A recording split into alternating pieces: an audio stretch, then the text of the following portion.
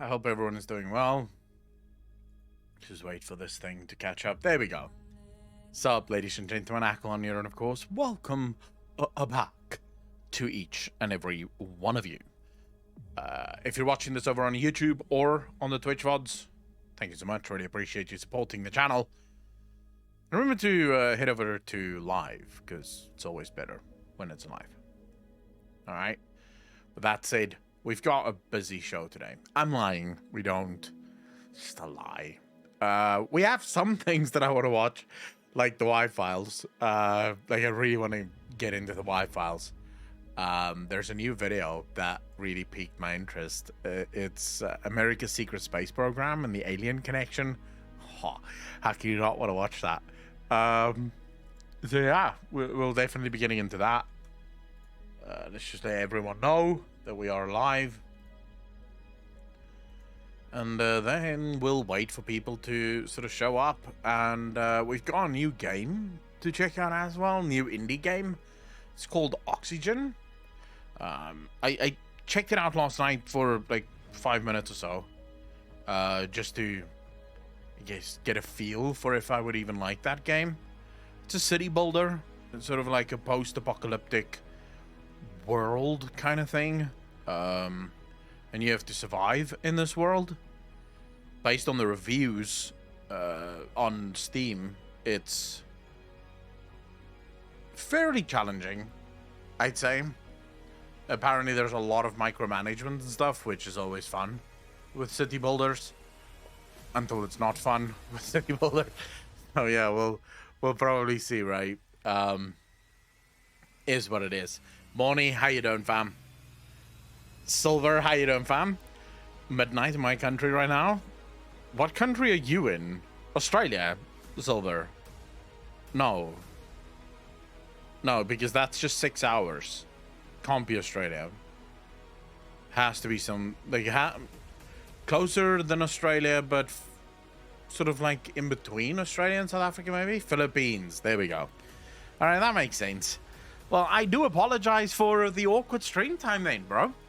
I do apologize. Are you usually awake around this time? Or Swanky Tiger, how you doing? Mercer, how you doing, bro? Hey, chat, how's everyone doing? I can't complain. I spent the entire weekend either hanging out with family or reading. I read a lot. I finished Plague War. And then I started with Godblight. And holy shit. He doesn't apologize. Totally planned. Yeah, my plan was to exclude all the Asian nations. Because for some reason I don't like Asia. No, it's just how timelines work. You know, time zones are fucking weird. Silver, I'm happy to have you here, fam. I've missed you. Hope you had a smashing Easter. Oh, God, you have no idea. I read so much Warhammer 40k. I'm so happy because yet Godblight starts good. Like, holy crap. Godblight starts absolutely riveting. It is a phenomenal book. Yeah, I've had a good Easter. Very chill. Like, you know, just hanging out with fam. Honestly, I've been getting into 40k novels and more and more lately. Moni, and I know you're actually kind of like a fantasy guy, but what do you think about the 40k novels?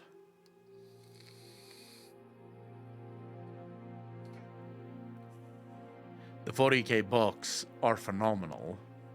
This is true. This is true. They are phenomenal. Anyway, I'm just waiting for everyone to sort of show up and be here, and then we're gonna react to some stuff. Because there's a new Y-Files, so you guys need to get your stupid caps on, because we're jumping back into conspiracy land. Secret space programs and aliens and stuff, so, you know.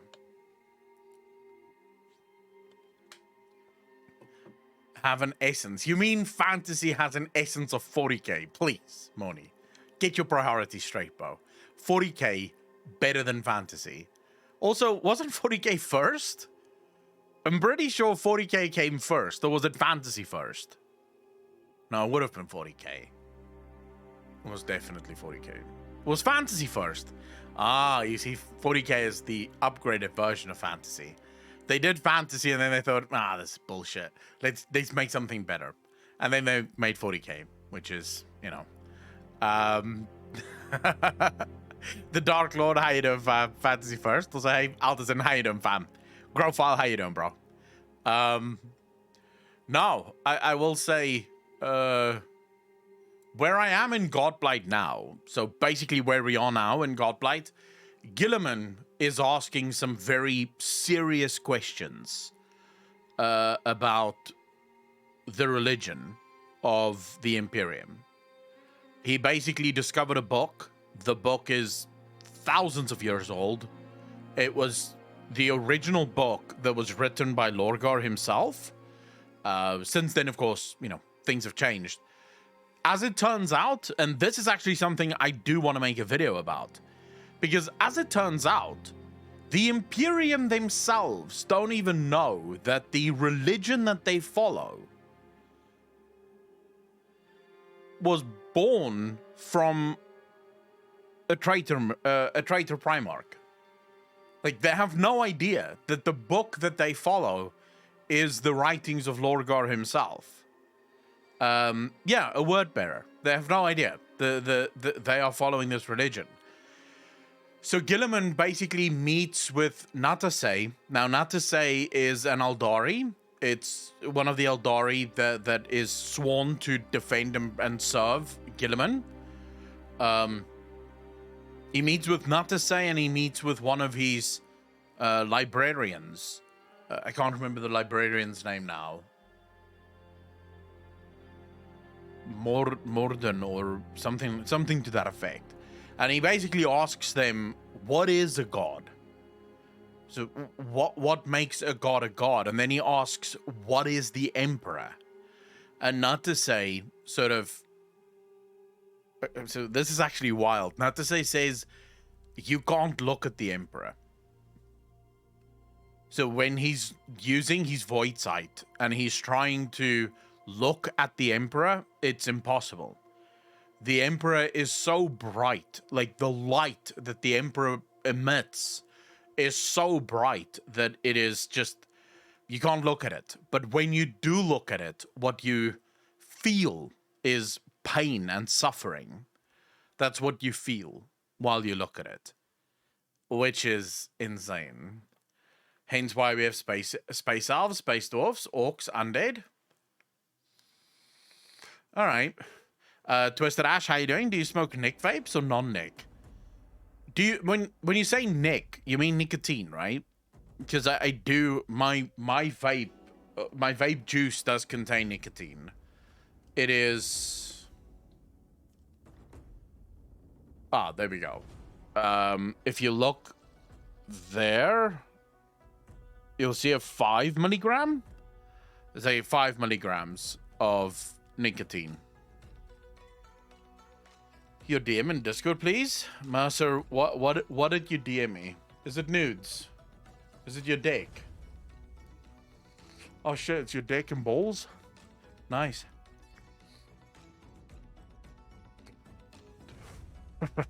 I know, Mercer.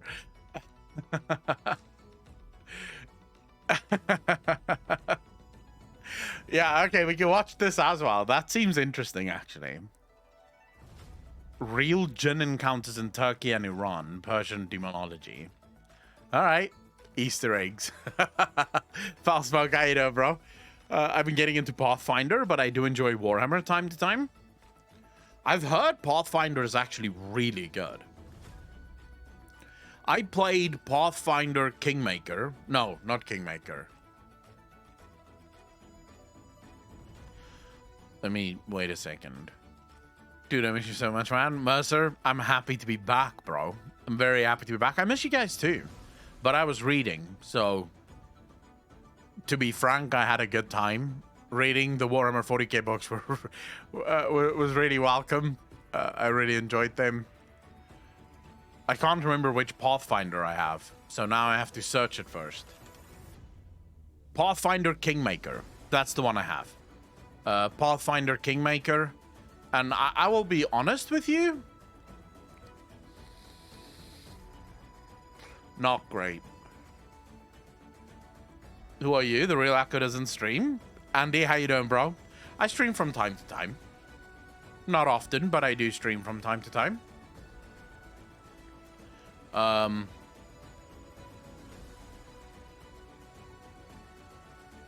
Kingmaker wasn't good. So Kingmaker was good up until the point where you sort of have to build your own town bullshit thing. Mr. Tame, how you doing, bro?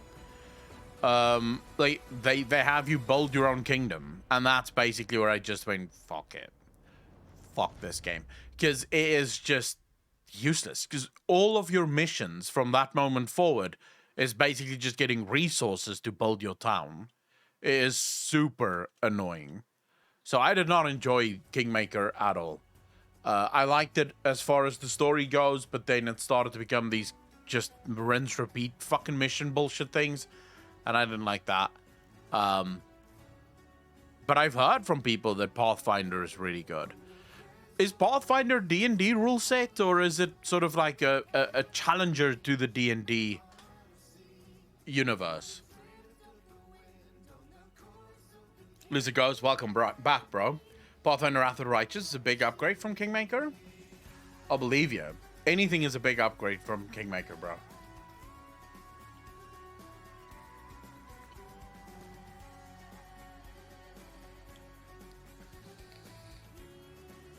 McConnell play that? Which Grofal? Doesn't like how much behind the scenes rolling there was, where you could miss entire chunks of the game story because you failed some check you didn't even know? Was that for Kingmaker? I didn't even know it fucking did that. Pathfinder board game. Similar to D&D, but it can be very different. Yeah, so it's basically like a different kind of D&D tabletop thing. It doesn't use D&D rule sets, basically. Broke off from D&D around 3.5 edition. Pathfinder is kind of like D&D 3.75. Ah, okay. That makes sense. Although with the bullshit that Wizard of the Coast have been pulling lately, maybe Pathfinder will become the new big one. Zyang, how you doing, bro? 21 months, part of the DJ Nation. Appreciate you, fam. Thank you, thank you, thank you. 4th edition was a dumpster fire. I heard people complain about the 4th edition. The new editions are pretty good, though, right? People are very much looking forward to Baldur's Gate 3, and that's on the new edition. No? Jack Wyzak, how you doing, fam? Got a cameo, Acolyte of the Beard, for 2 years and 6 months on YouTube so far. Long time no see for me, but I'm always glad to check your VODs. Jack, welcome, bro. Really, really happy to have you here, man. And also, thanks for the support. Really appreciate it. It'll soon come to fruition. This Sunday, I'm bringing back Kazragor, 10 months, part of the DJ Nation. Appreciate ya. Thank you, thank you, thank you. But this Sunday, I'm bringing back the Q&A. Not the Q&A. Fuck, I just still do the Q&A. I'm bringing back the Shull Show. Upgraded, I think. More podcast style. More sort of planned and laid out. So there's actual topics. We'll be going through WoW news, and then we'll do some speculation theories and stuff. 2 hours, 2.5 hours, something thereabouts. But yeah, I'm bringing back the Shull Show because I like the lore again. So I have a lot to talk about again. Need any help with the Shull Show? Moni, we'll see how it goes. We'll see how it goes. I'll start it at first, solo. But yeah, if I do need help, I'll definitely reach out to you. But how long will it last? As long as World of Warcraft lore remains good, Andy.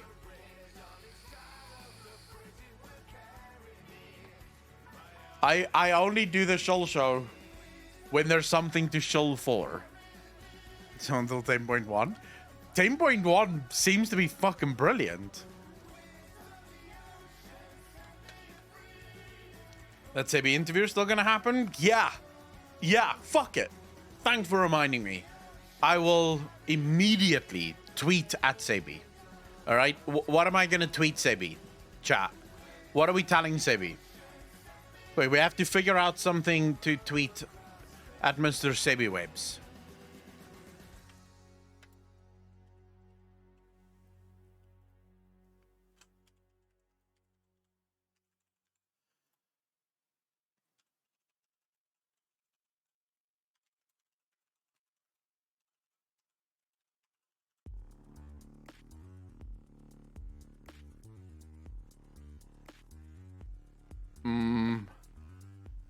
Thursday is good, no?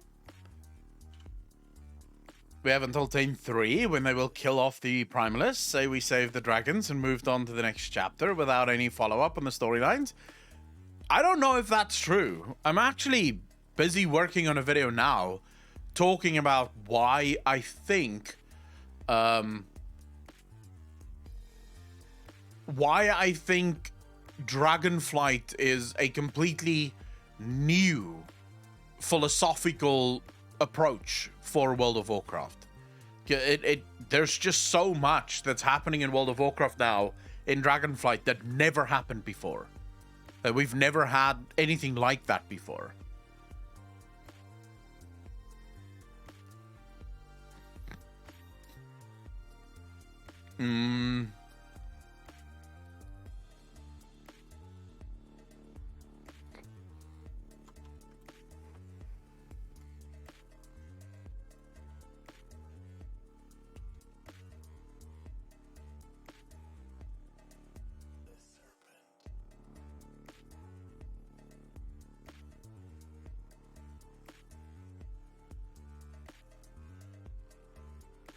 All right, there we go. I've tweeted at Sebiwebs. I have tweeted him. So, yeah. I made a comment on your Ilganov video about who Iridicron struck a bargain with. I don't know if you read it. I read almost all comments. You think it's the light, no? Because that seems to be the prevailing one. In a 2-week break at the moment, though. Well, fuck him. And fuck his break.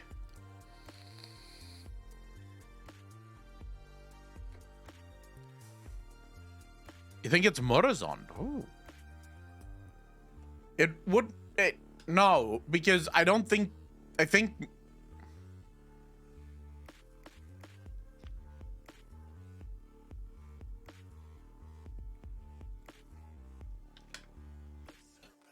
Fuck you, Murad. That's genius.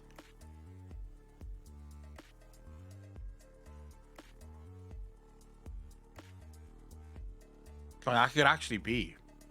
Shit.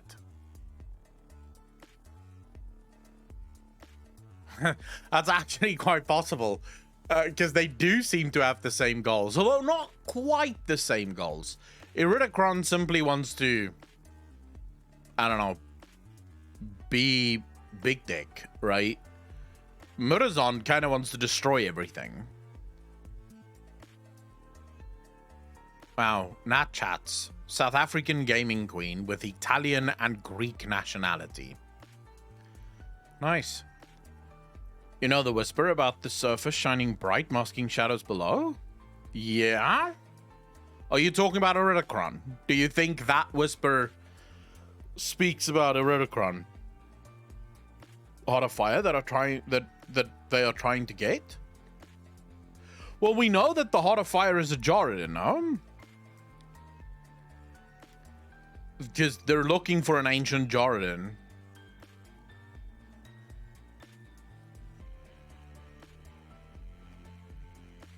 I think Primalists care about Azeroth, just like us, but they want to take a different approach. I mean, the Primalists basically, I think, want dragon superiority. That's what I think they're after. The flame they seek will it's 5 lanterns now darkened. The flame they seek will open the master's way. That's the whisper, and the whisper comes from Ilganoth, I think. Such a cinematic after the raid, and what Nostormu say? So there is much more about it in my comment. I can oh shit, Murad. I'll go check it out. On what video did you say it was?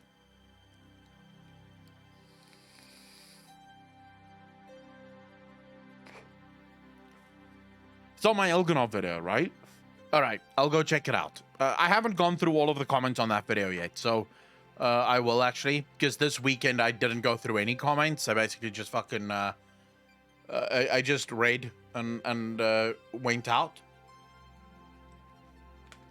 I quickly just want to reply to this, to Nat chats.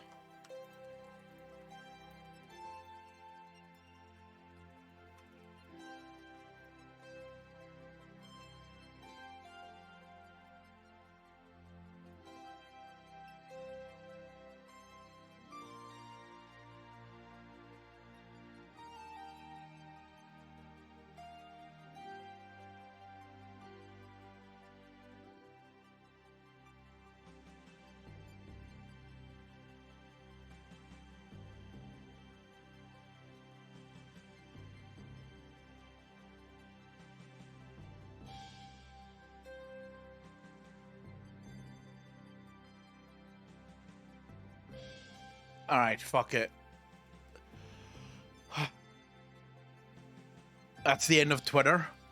I'm gonna try something new. I wanna avoid my phone as much as possible. So that was the first time today I've been on Twitter, which is actually weird because usually by this point I've already spent a couple of hours on Twitter. What really fascinates me is the Clockmaker and the Seventh Cosmic Force. What is the Clockmaker job in this complex cosmic thread? And what is the alleged Seventh Cosmic Force?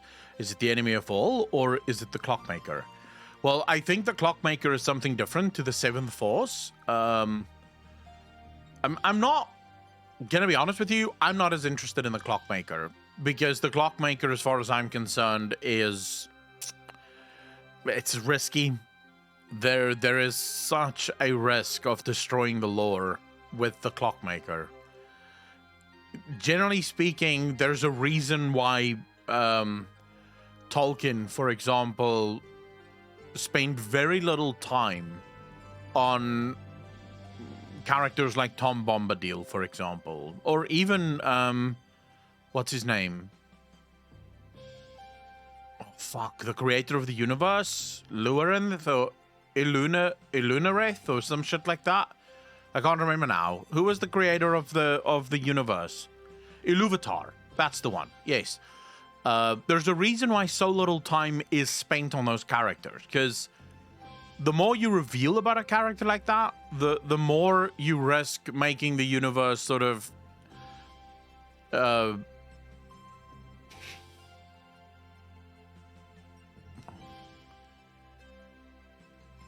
what's the word I'm looking for? Immovable. Hello, brother. Good to see you. Previously Purple Buds. Z Mueller, how you doing, bro? We already have Clockmakers, and they already destroyed the lore partially. The first ones created all that we know according to lore, and their Zeroths can already fix the fabric of reality or create Titan-level entities with a snap. Yeah, I would say that's already a bit problematic, unless, of course, Blizzard starts throwing in some weird shit. Whereas, you know, that's not actually the real creation. That is a subversion of real creation, in which case, not a problem. Take the majesty away, you take away the wonder. Yeah, you sort of give someone a look behind the curtain, which makes everything else feel less important, less impactful. I don't care much for the Clockmaker. I like the fact that we know there is one. And as long as that character sort of remains, he's there, but, you know, that's it. That's sort of the only thing we know about him, is that he exists. Because that character gives you some freedom in speculation. So let me give you a good example of this. How did the Ring of Power get destroyed? As long as it doesn't end up being Jada's sister. Black Walls, how you doing, bro? Thanks for the first time chat. Really appreciate that. Yeah, fuck that. Yeah, as long as it has nothing to do with Zuval, I think we'd be all good. But how did the One Ring get destroyed? It fell in the lava of Mount Doom. Yes, but how did that happen, Grofile?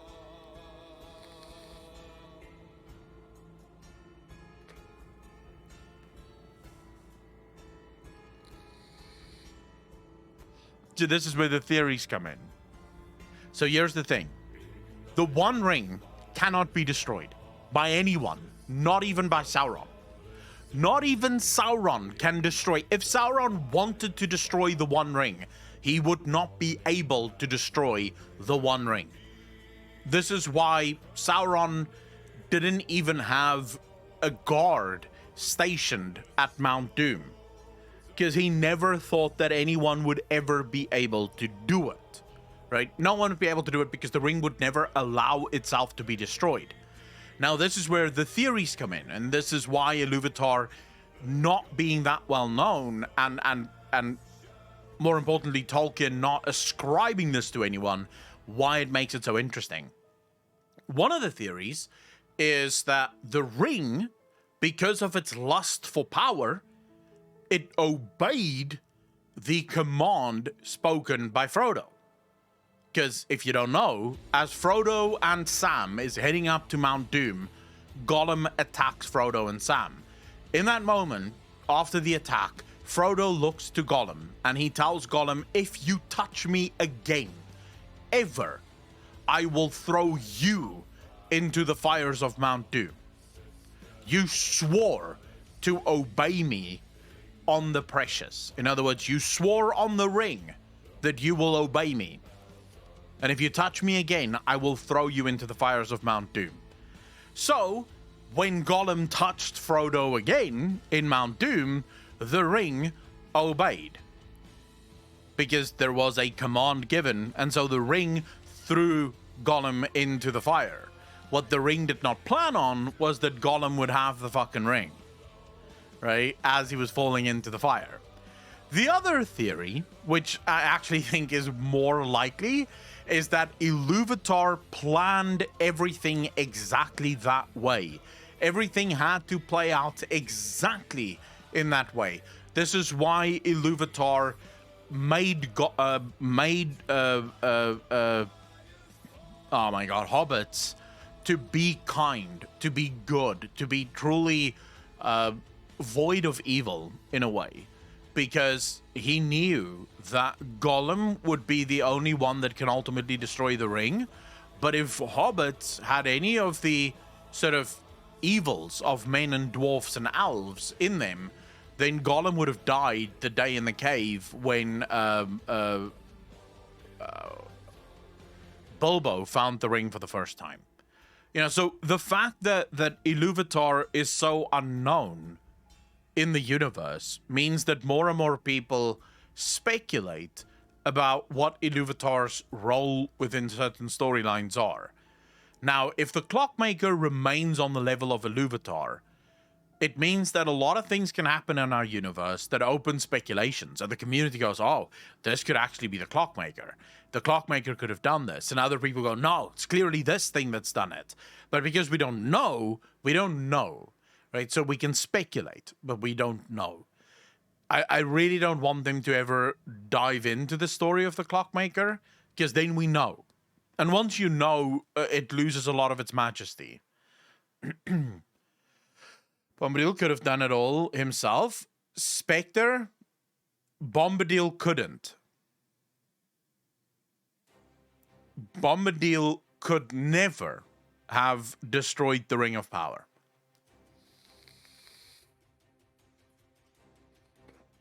As Gandalf says himself, Bombadil will forget about the ring.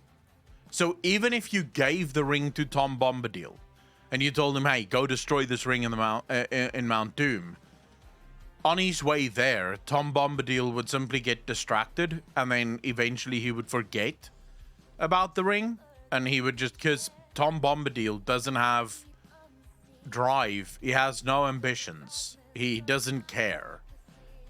That, coincidentally, by the way, most people think that Tom is a god. This is why Tom can't be affected by the ring. But there is another theory about that.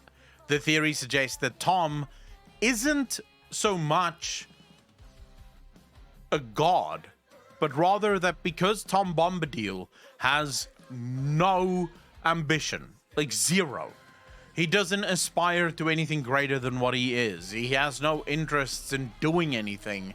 The ring has no power over him because the ring feeds on ambition. If you want to be great, the ring can make you great. But if you don't want to be great, if you don't give a shit, then the ring doesn't give a shit. The ring can't do anything because the ring can't make you give more of a shit. That's not how the ring was designed. Swanky Tiger, that's the thing, sort of. What is Tom's purpose? What does Tom do in there? The only thing we know is that Tolkien refused to ever speak about Bombadil. You would never give answers on who Tom Bombadil is. Yeah, Tom does Tom things. What does Tom do? Tom is Tom. That's basically it. Got a question on the whispers from one of your previous YouTube videos and possible thoughts on it. When it said a present something new yet familiar, yes. What if that's the creation of Morazond and how it was foretold in the coming and would start the stuff and such? What if both? Talk of Morazond, I might be on a limb. I don't know. Sorry to turn conversation to wow. McCulloch, no, it's fine, bro. Sebi, how you doing, bro? So Tom is the ultimate Taoist? Fuck you. Sebi, how dare you say shit like that? How's your break, bro? No, I don't think so, McCulloch, because Nosdormu wasn't there with us in that room. So Il'gynoth wouldn't have said a present, something new yet familiar, because Nosdormu wasn't there. So who would he have been speaking to? He spoke directly to us in that moment. So you could probably say, well, maybe, but then you'd have to explain how the fuck he got there. Quick question, we have a lot of Norse mythology in WoW, but still we didn't got Jumungar inspo on Broker's cosmological map. There's big Ouroboros circling through death and life. Since Val was being of order, Titan robot, is there a possibility that death created order and some locked Jormungandr Leviathan monster thing is true god of death? Layman, obviously anything is possible, but there's a lot of inspirations of everything in World of Warcraft. So there's inspiration from Norse mythology, there's inspiration from Greek mythology, there's inspiration from Roman mythology, even though those are basically inspirations of each other. Or Roman mythology is very much just Greek mythology with the name changes. But there's definitely Egyptian influences. They don't use everything from every single one of those. They only use elements of it in order to tell their own story. So it's entirely possible, but it's sort of like the same thing whenever people sort of look at the H.P. Lovecraft universe and they want to attribute everything in the Lovecraft universe to everything in World of Warcraft. And it's like, well, that's not actually how it works. Because in World of Warcraft, the H.P. Lovecraft serves as an inspiration. It doesn't mean that everything is a one-on-one sort of shall we say, copy of it. So not everything needs to be included in it. So your tweet, I'm down. Did you mean tomorrow or in a week? My sleep pattern's a little fucked right now. I just woke up, but it's all out of time. I was thinking either Thursday, as in, well, it would be your tomorrow, right? Because you're a fucking day ahead of me. So it would be your Friday, my Thursday.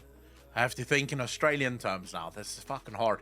Or we can do it next week, which might actually be a little bit better, because this week is all fucked with the long weekend and shit. So maybe next week is almost better. But yeah, we can sort it out after the stream.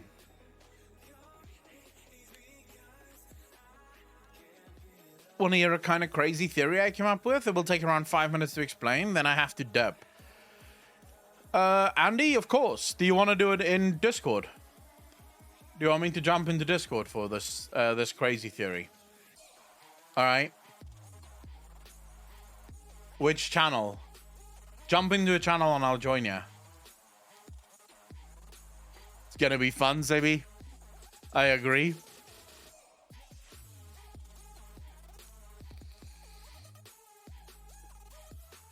All right, Andy. How you doing, bro? I'm doing great. You're quiet as fuck, bro. Hold up. Wait, I'll just turn it up. Like that? Better? Yeah, I turned you up on my side as well, just a little bit. There we go. Yep. All right. Okay. So this is old gods and aspects theory, yeah? Mm-hmm. So look at this picture that I sent in stream. What picture did you send in stream? I'm trying to hold Nazur's fucking message on my timeline as well. But okay, I'm Yeah. looking at the picture. It's the old war windows or whatever they are. Oh you know, that yeah. depict the old gods. I see them. Yeah. So each of them is protecting a crystal, right?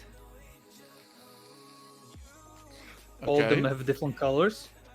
Yeah. So, and there's 5 of them, obviously. 2 of them are not shown. Yep. And then there's 5 aspects, just like you know. Yep. But the thing is that if you look throughout when we were seeing old gods, so Cthulhu had had orange crystals in Silithus growing, right? Yeah. Then Yogg-Saron had the kind of like bluish stuff. Yeah. Then the Zoth was like black. Mm-hmm.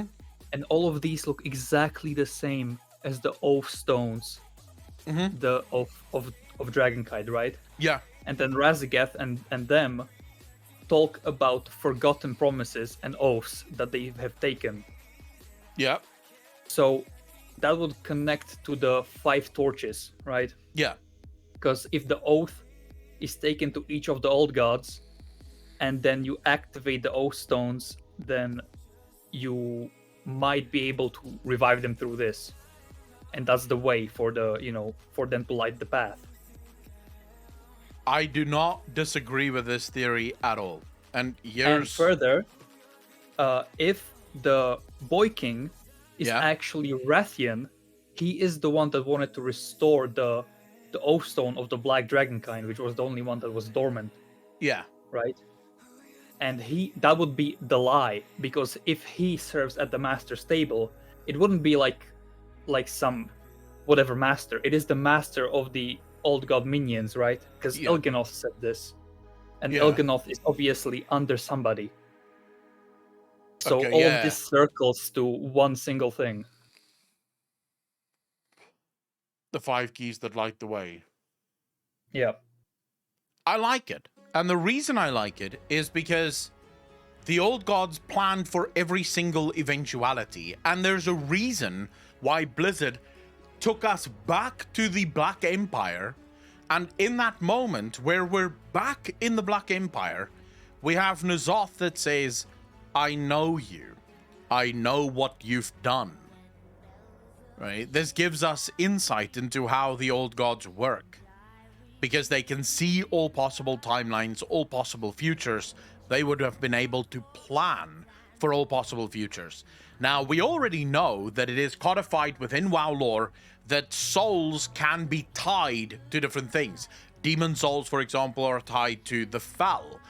But we know that Sargeras managed to tie demon souls to Argus in order to speed up their rejuvenation process.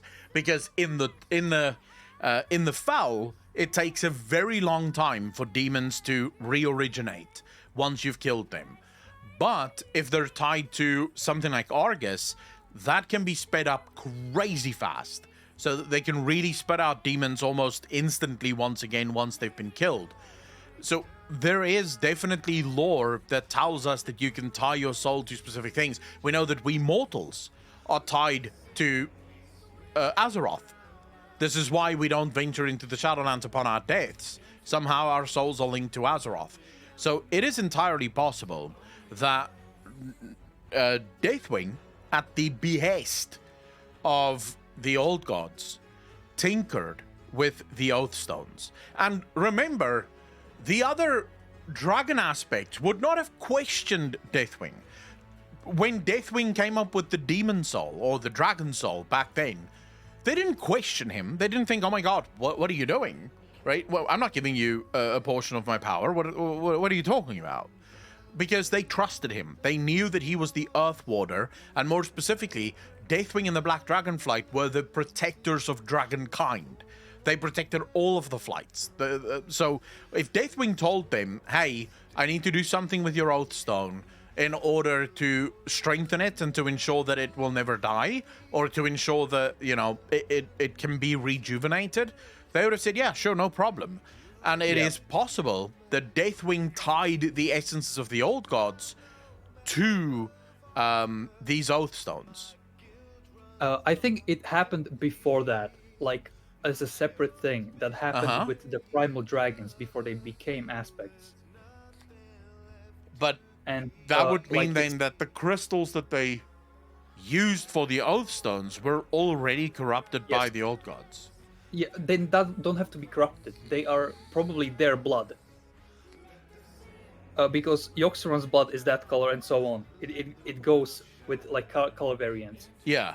And you can see this in Deepholm, because there are 5 sections that are differently colored also. Yeah. And as they say, they filled the hole that was in the heart Mm-hmm. of Azeroth, and Azeroth is a planet, so a heart could easily, like a hole in a heart, could easily be a cave or something like that, just a space that was filled by them through Yeah. their blood, True. which would be crystals or whatever. Well, here's the interesting thing. It never says that it revives the old gods. It says that it opens the way for the masters. Yeah. Now, what if, and I'm throwing this out there as a massive what if theory. What if in order for the Void Lords to arrive, in order for the Void Lords to come, you need blood sacrifices? In other words, their servants need to sacrifice themselves, and then that will allow for the revitalization and the ultimate opening of the way. So everything that we have done, remember Xal'atath's whisper.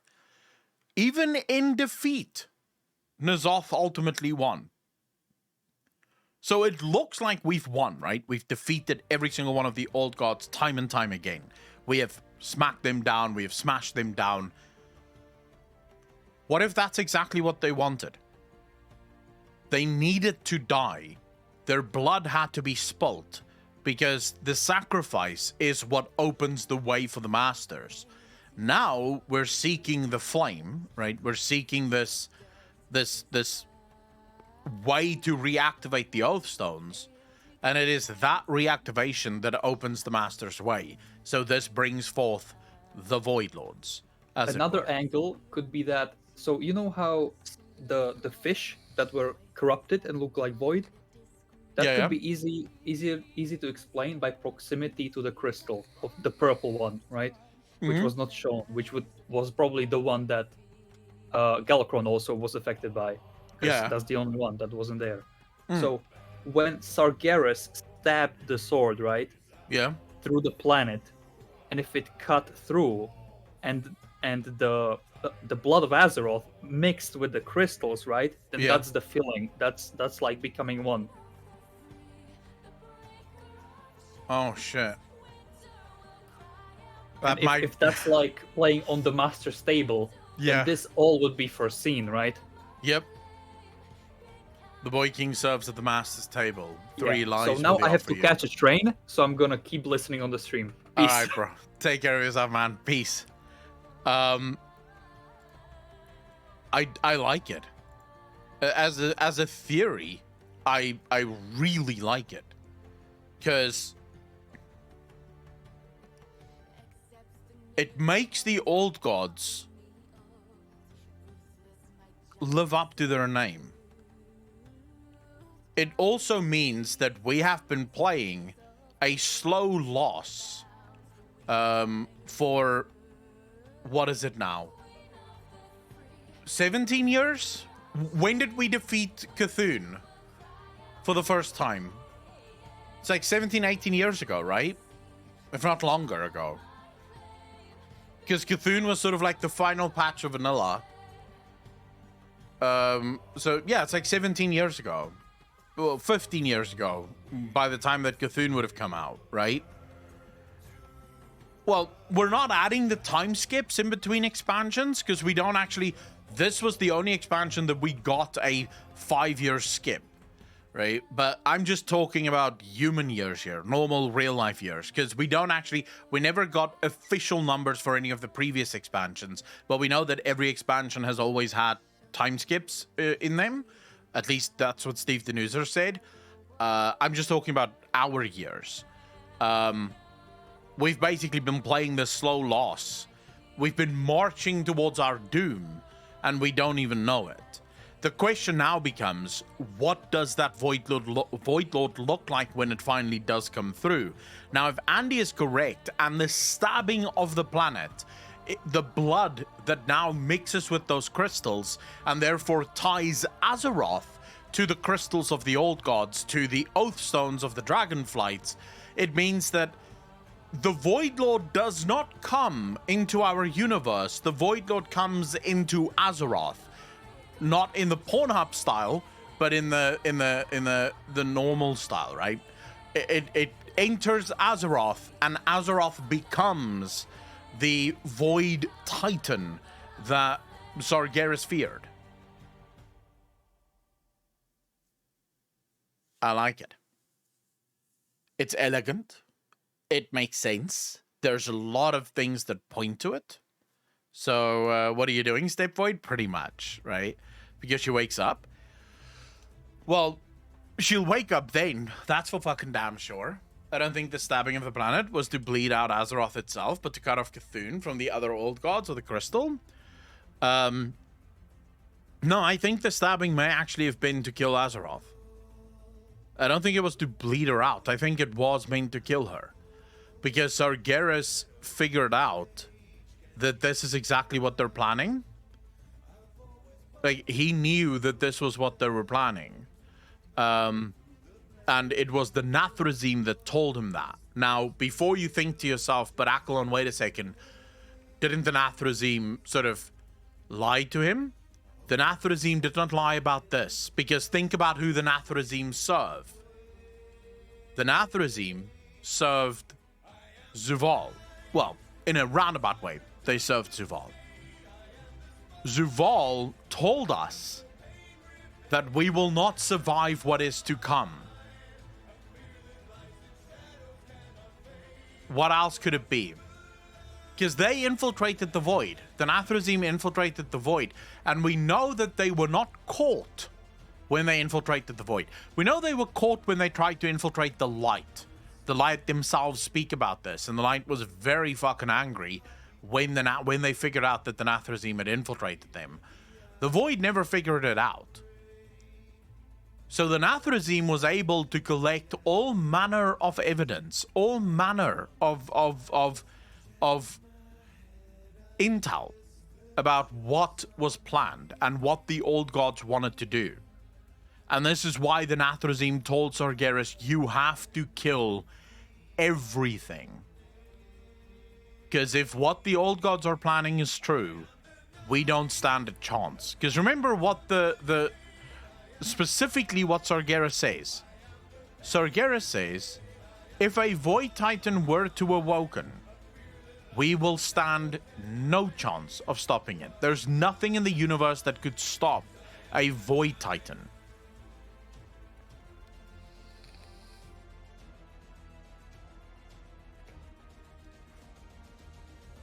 Look at both the Hour of Twilight prophecies with this theory in mind.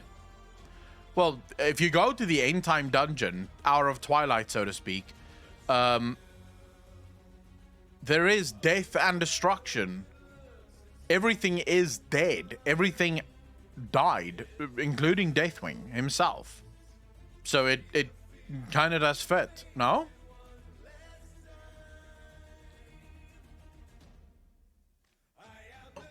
I would say the bosses of the old gods are probably the hardest to face off against, because yeah, the Void Lords would be such a difficult creature to sort of try and follow.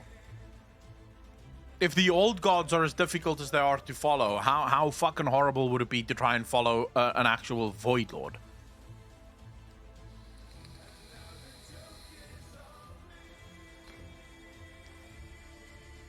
Which was used to slice planets in half. Other half-created sword Agramar used. What if Sargeras knew he couldn't slice through Azeroth at all? Lemon, Sargeras would have been able to slice through Azeroth even with his sword. Even though it's not Gorshalak, he would still have been able to slice through the planet. Sigad, how you doing, bro? Thanks for the first time chat, really appreciate that. So yeah, I don't necessarily think that it was the fact that he only had half of his sword that stopped him from being able to cleave Azeroth in half. I think it was the interference of the Titans that stopped him from cleaving Azeroth in half. Mercer, yeah, but we don't know what his plan would have been with that thrust. If he had thrusted deep enough, you know, all the way in, the way that he would want to, he probably would have been able to kill Azeroth in any case, and that would have put an end to the entire prophecy. But of course, he couldn't because, you know, he got pulled away at the last second. That would be my take on it, at least. I like this theory because it's elegant as fuck. And it has elements in the story that backs it up, which is basically all you need, really. Anyways, let me just quickly get to Nazur's message here, because they did ask it a while ago. Knowing that there is a Zeroth Umbra that gives off what the Void Lords are, Dark Titans, but all that contradicts with the very fabric of the Void's existence. Maybe the first ones tried to create a Zeroth for the Void, but couldn't. That's what Zuzara may have hinted.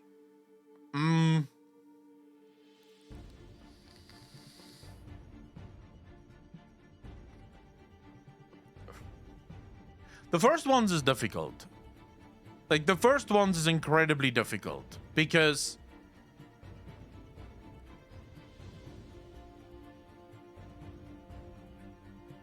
did the first ones truly create everything, including the cosmological forces? Because according to the brokers, that's exactly what the first ones did. They created the cosmological forces. Or did the first one simply order the cosmological forces?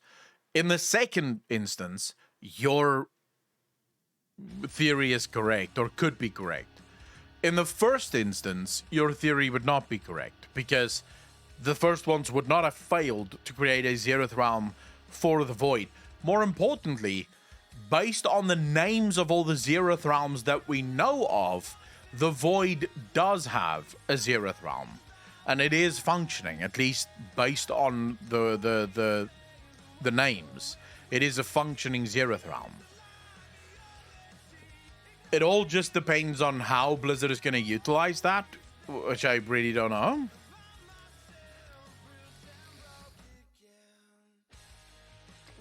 I saw you link that, Silver. We might react to it a bit later. Do you want me to join Discord too? Might be better than looking for a $5 comment. Yeah, sure. Marat, jump into Discord. I believe that... Who else wanted to... Yuku, by the way, 52 months, part of the DJ Nation. Appreciate ya. Thank you, thank you, thank you.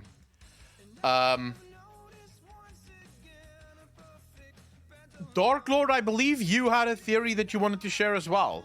No?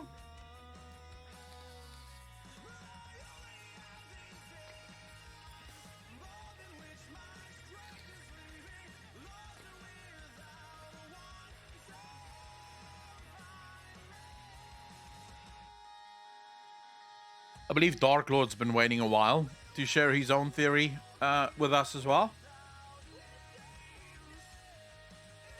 That's 52 months. 52 months is a hell of a long time, by the way, Yuku. I wonder, aren't you... You might actually be the longest sub member? Or one of the longest?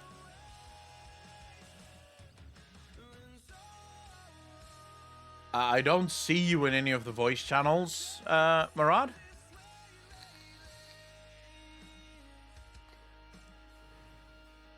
Like, I'm looking at the voice channels here and I'm not seeing you in any of them.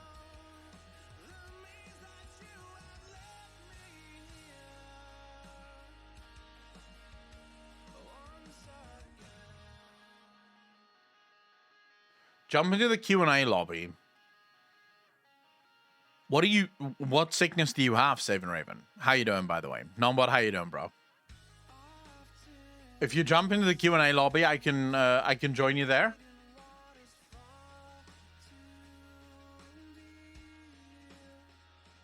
Dick withdrawal. Oh, shit. You haven't sucked a dick in a while, Savin. That sucks. You should get your dick fix. Just go out there and suck some random cock. It'll make you feel right better. Is there any claim anywhere that the Void Lords are evil, which does not originate from the Titans? Marad, which Discord are you in? Are you in the Akalon Pit of Speculation Discord? Because that's the only Discord I have.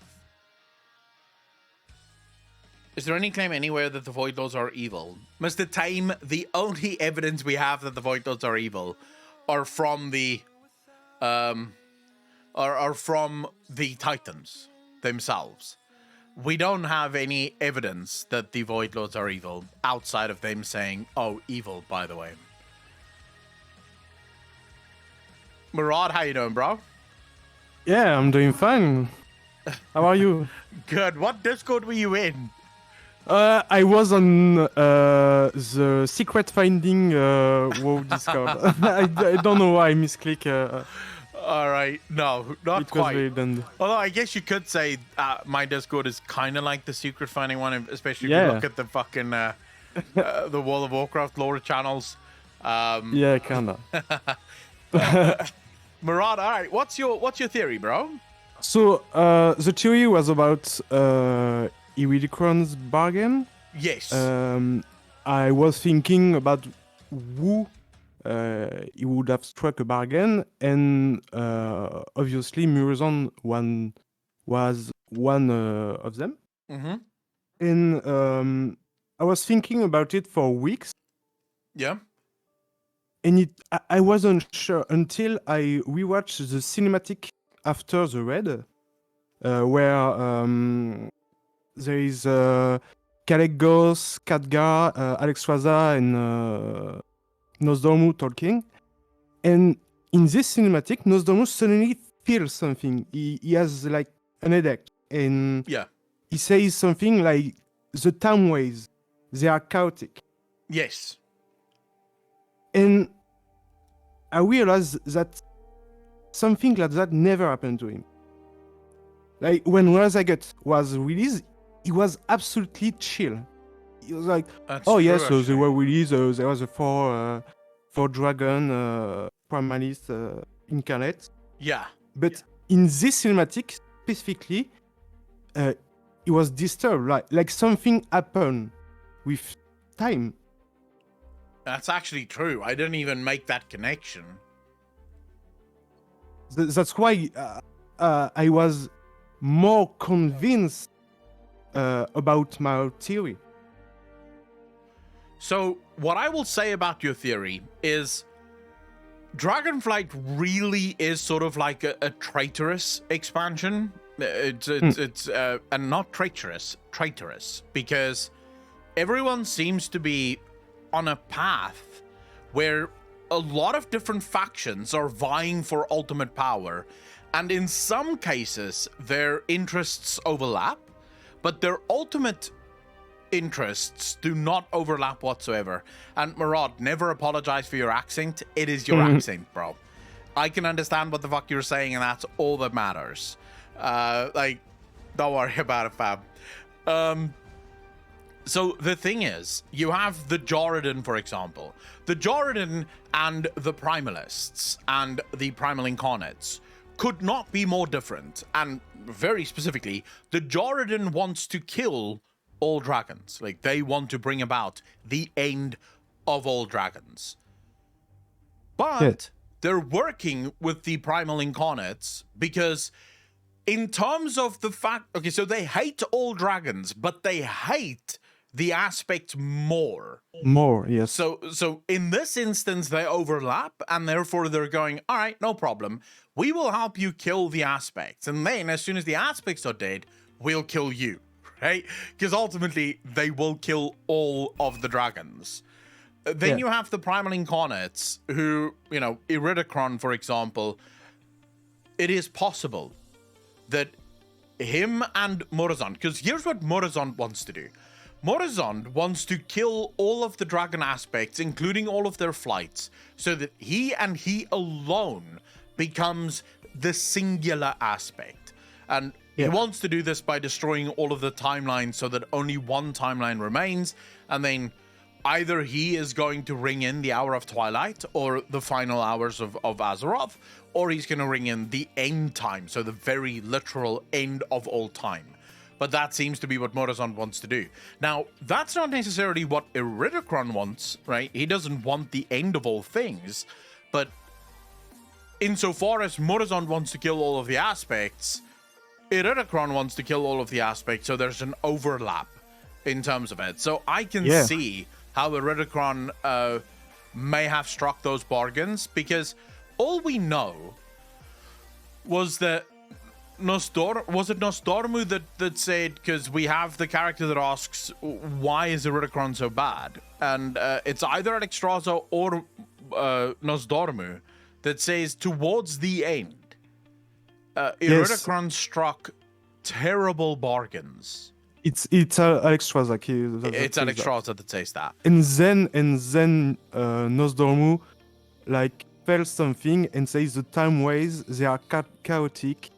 A dark phantoms looms in the horizon. Yeah. Which he never said when Razaget got released. Yeah, so it's clearly which is impactful too. Yeah, so it's clearly not the Primal Incarnates that's throwing the timelines into chaos. It's a specific incarnate that is throwing the timeline. So it is Iridikron and he's released, because this cinematic takes place right after the release. So right after we failed to stop Razageth from freeing her brothers and sisters, he then feels this... literally after we kill Razaget, the cinematic happened and we are teleported into the capital, into Valbracken. So it happened like few minutes after. Yeah.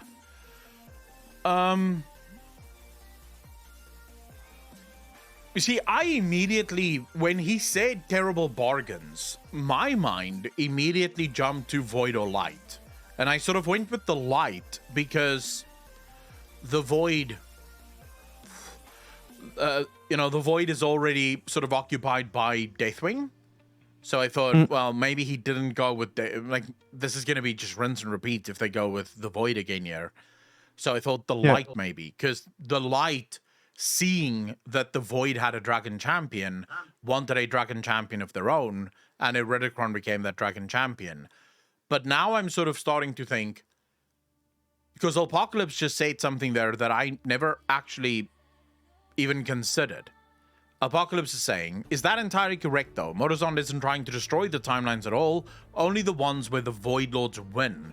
He is actively trying to stop the Hour of Twilight, but accidentally brings it about. Now, if that is true, if that is indeed what Morozond is after, so he's not trying to kill everyone and everything, he is specifically trying to bring about the end of all of the Void Lords, then it would make sense why Xalatath says that the Light had struck a bargain with the enemy of all. So if Iridikron struck a bargain with Morozond, and then the Light struck a bargain with Iridikron, that would mean that the Light had truly struck a bargain with the enemy of all, because Iridikron is the servant of Morozond. Yeah. Maybe. The only question then becomes, if Apocalypse is correct, do we have any evidence that Iridikron minds the Void? Because he didn't seem overly worried about what Deathwing ultimately did. You know, he didn't seem to judge Nalfarian for the decisions he made. Right? He basically just spoke about how Nalfarian fucked over his own brothers and sisters, but he never judged Nalfarian for it. At least that's not the sense that I got from it.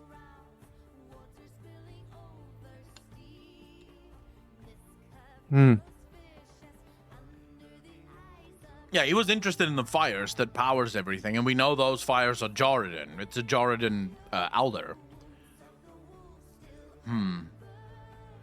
Interesting theory. I don't quite know we don't have enough information yet. I mean, it has to be connected though.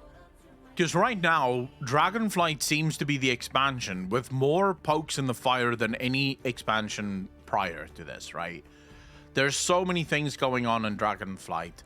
You know, you have the Jordan that wants to kill all dragons. You have the Primalists that want to aid the Primal Incarnates. You have the Primal Incarnates that want to kill all the aspects.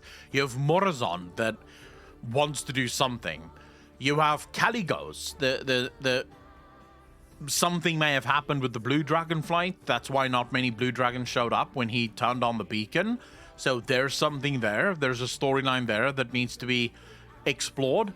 You have Sakurith that wants to basically claim the void for himself, or at least claim his father's legacy for himself. There's so many things going on in this expansion. Some of those things have to be connected. Otherwise, you know, this is like probably the busiest expansion we've ever had in World of Warcraft. Because usually in World of Warcraft, you'll have like one main plot, and then maybe you'll have one or two subplots. If you go to Legion, for example, the main plot was the demon invasion. We had a subplot of the Void invasion. We had another subplot of the Drust. But that was really it, right? The main plot had about 2 subplots. Although this time around, the main plot has about 4 subplots. And not even necessarily subplots, because some of those plots aren't even playing into each other, at least from what perspective we have now. Murazond and the Infinite Dragonfly, for example, doesn't seem to have anything to do with the Primal Incarnates. The Primal Incarnates and the Jordan are only linked in their hatred for the aspects.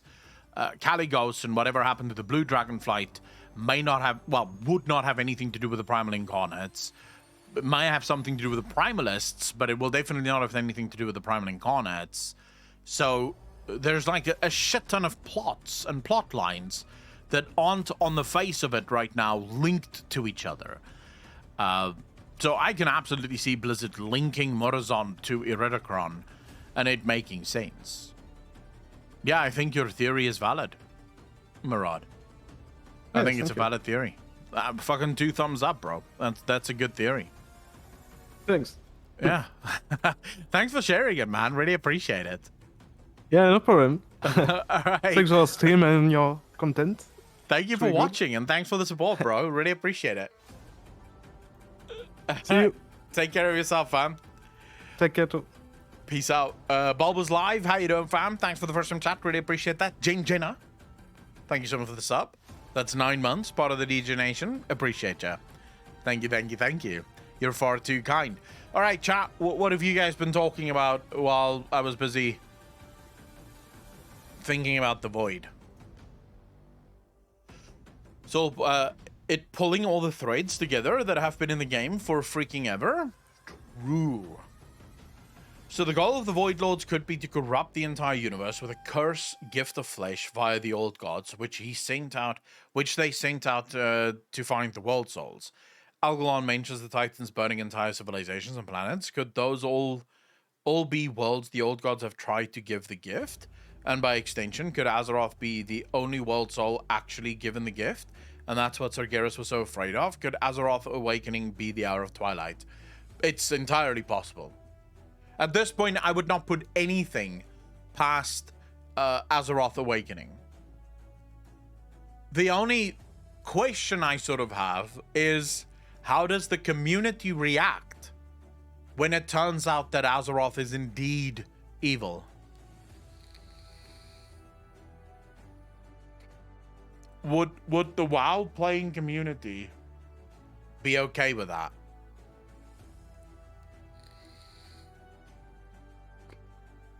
Saven, in this stream, we do not believe that the Void Lords are evil, right? In this stream, we actually believe that the Void Lords might not be evil at all. That is not true for the vast majority of WoW players. This is why I specifically asked, how will the WoW community react? Because when you listen to how the WoW community reacts, they fucking despise the Void. Most people in the WoW community believe the Titans are our friends. Right? And we should serve the Titans because they only want the best for us. Cesara says, Mortis, Lumen Ordis, Rhythm and Structure, Vitae, Umbra, Tumult, Improvisation and Possibility. Explains how mortality is unbound to fate, but it intrigues me. That Life and Void cooperation was the result of the gift of flesh. I mean, it had to be, because without the gift of flesh, there was no, there was no life. But of course, in last week's or the week before that's Q&A, someone actually brought up a thought that was, I think, quite profound, and that is, what if the Titans themselves changed life into construct? The line in the book that states these beings are too dumb to understand the cosmos. Saving pretty much, yeah. That's why I don't like the Titans at all. Does it matter though? Not in a toxic way, but should the writers just follow what the community believes should be the story? It feels to me it loses its power this way. Lemon Master, to some extent, it does matter. The thing is, it is risky. So why do most movies and television series not play out like Game of Thrones? Because Game of Thrones is really one of those unique ones where beloved characters die left, right, and center. Think about most television series. Think about most books. In most books and in most television series, the ones that people love tend to stay alive. They have plot armor the size of my penis. It's massive, right? They will just never die. Right? No matter what happens, they can have a fucking mountain dropped on them, and it turns out that mountains can't kill them.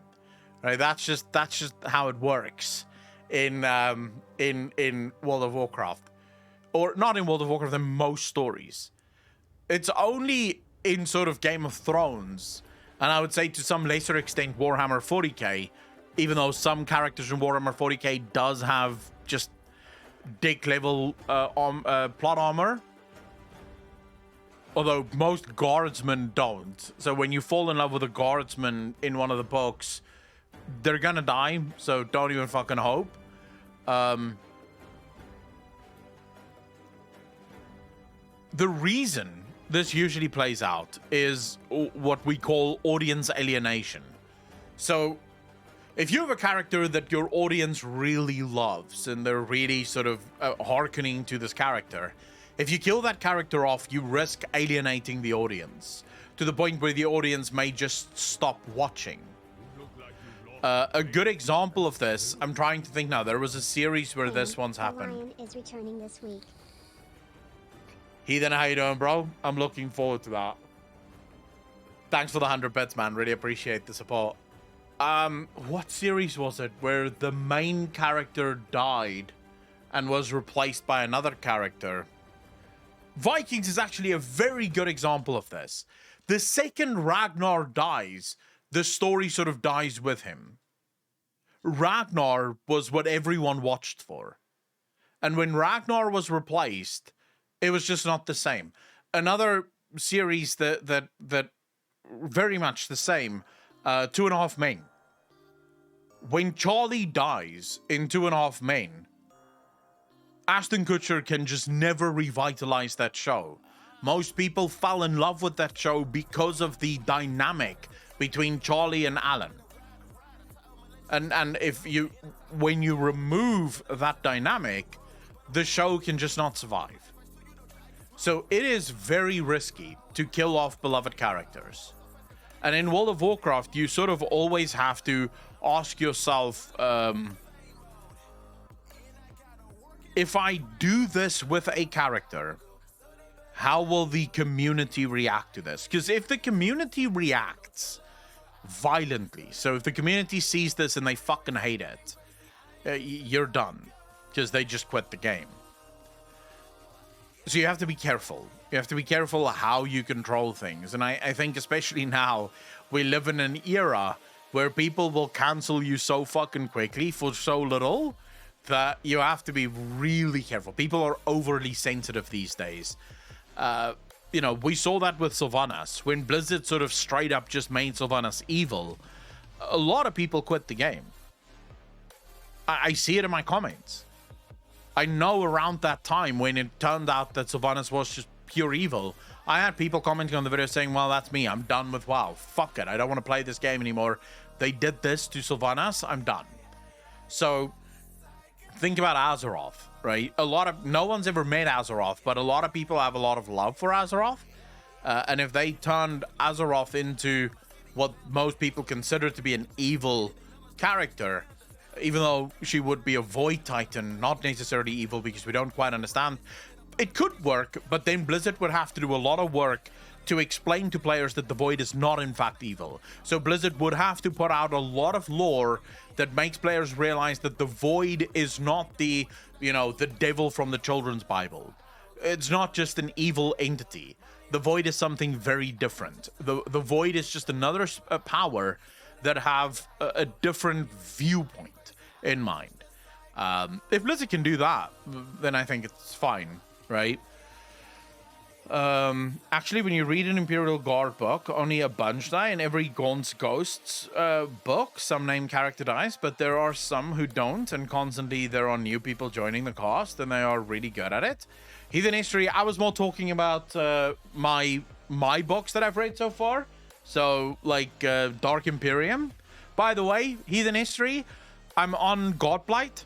I'm about 100 pages into Godblight, and I will say, motherfucker. In the first 100 pages of Godblight, my mind has already been blown multiple times. Like, holy shit. I got a few notes I made when watching your Il'gynoth Whispers video, and I'm not sure when it would be a good moment to share them. First one is about the quote from the book about owing fealty, children of the first flesh, and drawing power from our earth, our strength. Would you think it's possible that children of the first flesh could be proto-dragons, primal incarnates? They could owe fealty because elements lost the battle with the old gods. So, Siggash, I can answer that for you now. Or, if you want, you can join the Q&A on Friday, where you can literally jump into Discord with me, and we can just have the conversation, so you don't have to write every single thing out. You can literally just jump in and say, right, this is what I think about this, and we can have that discussion. If you want me to sort of be able to spend enough time on it, the Q&A would almost be the best. If you want me to do it now, I'd be happy to do it now. But I might not be giving it as much attention as I should. Godblight is so fucking good. It really is good. There is a series called The Deathgate Cycle, where you do not realize until late in the story that the main character you've been following is one of the villains, but you also find out the good guys of the lore were the real villains by trying to reorder existence the way they want. I love stories that subvert assumptions of good versus evil. The Deathgate Cycle. What series is that? Book series or a TV series?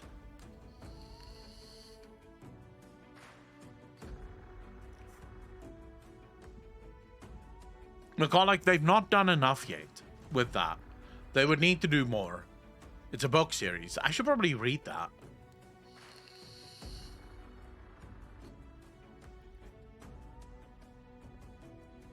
Digit, I have not watched Mandalorian since I finished season 1 and decided I don't really care enough to keep watching. I have really no idea.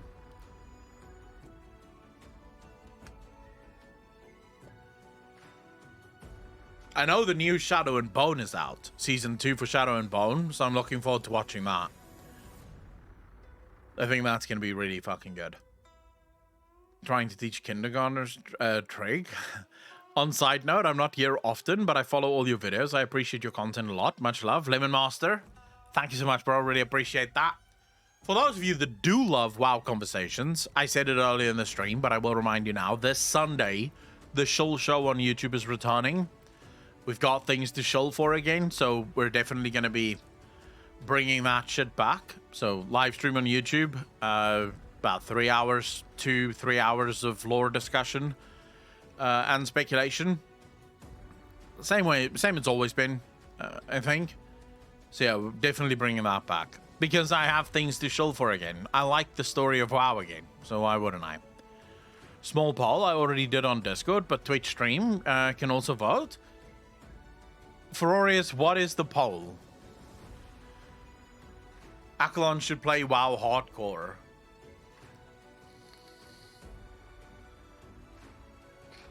What's that? You mean the one where when you die, you die? Or is it like a challenge? One of those classic challenge bullshit?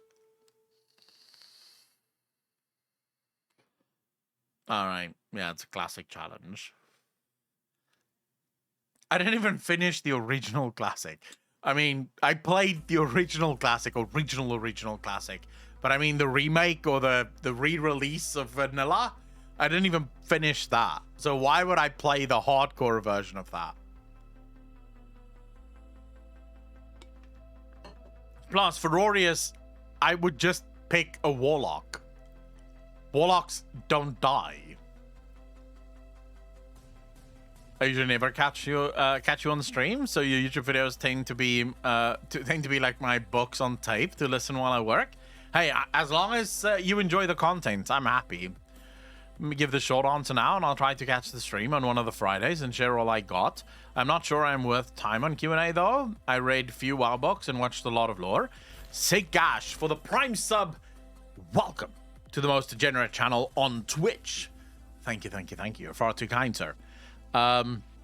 Never think that way, Sig Gash. I don't do the Q&As because I expect everyone to blow everyone's mind. I do it because there are so many people with phenomenal theories and phenomenal opinions in World of Warcraft, in the community. I mean, the general community, not the creators, not the content creators. And the only place that you guys ever really get to discuss things is in the comment section on videos. Which, it's fine. But since doing the Q&A, I have discovered so many interesting opinions and so many interesting theories from viewers, just normal viewers, people that have normal jobs and just like playing WoW on the weekends. And that's why I do the Q&A, because it's fun. People have questions, we get to talk about it, we get to discuss it, and at the end of the day, everyone has fun when we do the Q&A. So please don't think that way. Don't think, oh, I don't know if I live up to, you know, anyone else's sort of standards. There's no standards. It's just fun. It's to have fun, and it's to discuss things that is fun.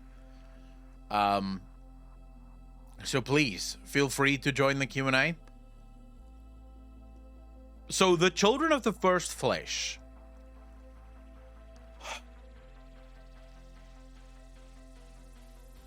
I don't think the primal incarnates are the children of the first flesh. The children of the first flesh, as far as I'm concerned, can refer to two possible entities, in my opinion. The first would be proto-drakes. Now, I'm not entirely sure how I feel about that theory, but the proto-drakes were flesh, and we know that they were among the first. But it could also be trolls. But it speaks not of the ones of first flesh, it speaks of the children of the first flesh. So when flesh was first given, their children. And that